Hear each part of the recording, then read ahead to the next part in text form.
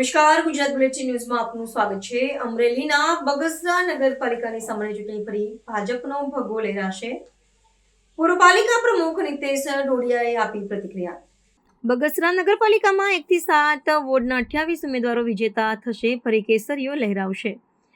પૂર્વ પાલિકા પ્રમુખ નિતેશ ડોડિયાએ નગરપાલિકાની સામાન્ય ચૂંટણીને લઈ આપી પ્રતિક્રિયા। બગસરા નગરપાલિકાની સામાન્ય ચૂંટણીમાં ભારતીય જનતાનો વિશ્વ નિશ્ચિત। પૂર્વ પ્રમુખ નિતેશ ડોડિયાએ વિશ્વાસ વ્યક્ત કર્યો। દેશના યશસ્વી વડાપ્રધાન અને ગુજરાતના પનોતા પુત્ર નરેન્દ્રભાઈ મોદી અને ગુજરાતના ભૂપેન્દ્રભાઈ પટેલ સરકાર દ્વારા વિકાસ સાથે પ્રજાલક્ષી વિવિધ યોજનાઓ છેવાડાના લોકોને મળી રહી છે। જનજનનો વિશ્વાસ ભાજપની વિચાર શ્રેણી સાથે જોડાયેલો છે। બગસરા નગરપાલિકામાં 1 થી 7 વોર્ડના 28 ઉમેદવારોને પ્રચંડ જનસમર્થન મળ્યું છે। જેવું નિતેશ ડોડિયાએ જણાવ્યું હતું, ભાજપનો વિજય નિશ્ચિત છે। શહેર ભાજપની સંગઠનની ટીમ કાર્યકર્તાઓ સાથે ડોર ટુ ડોર પ્રચાર પૂર્ણ કર્યો। આગામી 26 તારીખ રવિવારના રોજ જ્યારે બગસરા નગરપાલિકાના મતદારો મતદાન કરવાના છે, ત્યારે ભારતીય જનતા પાર્ટીના 28 ઉમેદવારો અહીં કુલ 7 વોર્ડ છે એમાં લડી રહ્યા છે। ત્યારે એક સ્પષ્ટ વિઝન સાથે, સ્પષ્ટ નીતિ સાથે ભારતીય જનતા પાર્ટી હંમેશા કામ કરી રહી છે। ત્યારે બગસરા એ જનસંઘનો જૂનો ગઢ ગણાય છે। ગુજરાતમાં જ્યારે 2 જ નગરપાલિકા હતી, ત્યારે બગસરામાં પણ પ્રથમ વખત નગરપાલિકા એ જનસંઘની બની હતી। એ વખતથી લઈને આજ દિન સુધીમાં ભારતીય જનતા પાર્ટીના શાસન લગભગ 1980માં પ્રથમ નગરપાલિકા બની હતી અને આ 2026 સુધીમાં જે બોડીના લોકોએ વિકાસના કામો કર્યા છે એ બગસરા શહેરમાં આપ જોઈ શકો છો। બગસરામાં અનેકવિધ યોજનાઓ થકી કામો થયા છે। હું તમને 2-3 ઉદાહરણ આપીશ કે કદાચ ગુજરાતમાં એક પણ એવું કામ નહીં હોય બગસરા સિવાય કે જે કરીને બતાવ્યું છે। આ અટલજી પાર્ક હોય એ બગસરા માટે નમૂનેદાર છે।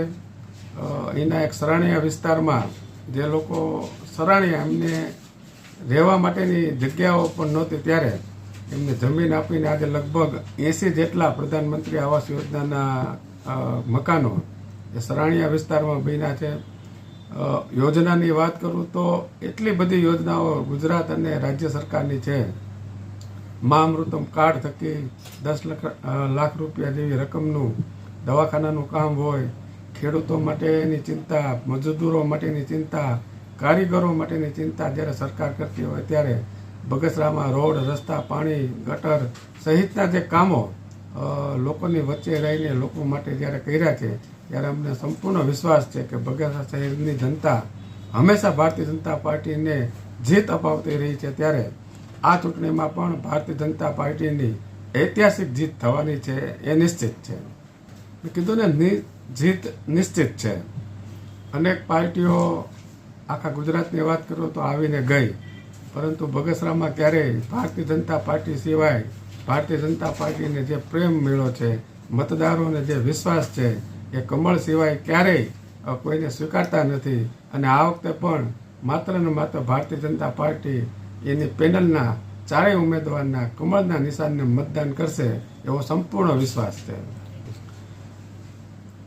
ભારતીય જનતા પાર્ટીની એક રીતિ છે, એની ચોક્કસ પદ્ધતિઓ હોય છે અને ચૂંટણી લડવા માટેની સંપૂર્ણ ગાઈડલાઈન પ્રથમથી જ તૈયાર હોય।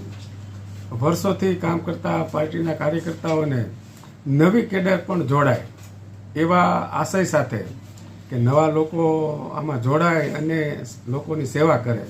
તમને કહેતા મને હર્ષ થાય છે કે આ વખતે ભારતીય જનતા પાર્ટીએ 28 ઉમેદવારો નવા, એટલે કે પ્રથમ વખત ચૂંટણી લડી રહ્યા છે, ત્યારે નવા ચહેરાઓને પણ, યુવાનોને તક, મહિલાઓને તક આપવાની જે યોજના ભારતીય જનતા પાર્ટીએ સમગ્ર ગુજરાતમાં બનાવી છે, એમનાથી ભારતીય જનતા પાર્ટી તરફે ખૂબ સારું વાતાવરણ અને લોકોનો પણ ખૂબ સારો પ્રતિસાદ મળી રહ્યો છે। ત્યારે આ નવું યુવા ધન શહેર માટે અને આખા ગુજરાત માટે કંઈક નવું કરવાની તમન્ના સાથે જ્યારે જોડાયેલા છે, ત્યારે લોકોનો વિશ્વાસ પણ એમની ઉપર છે અને આખા ગુજરાતમાં કમળ ભારતીય જનતા પાર્ટી ખીલશે એમાં કોઈ મિનમેક નથી।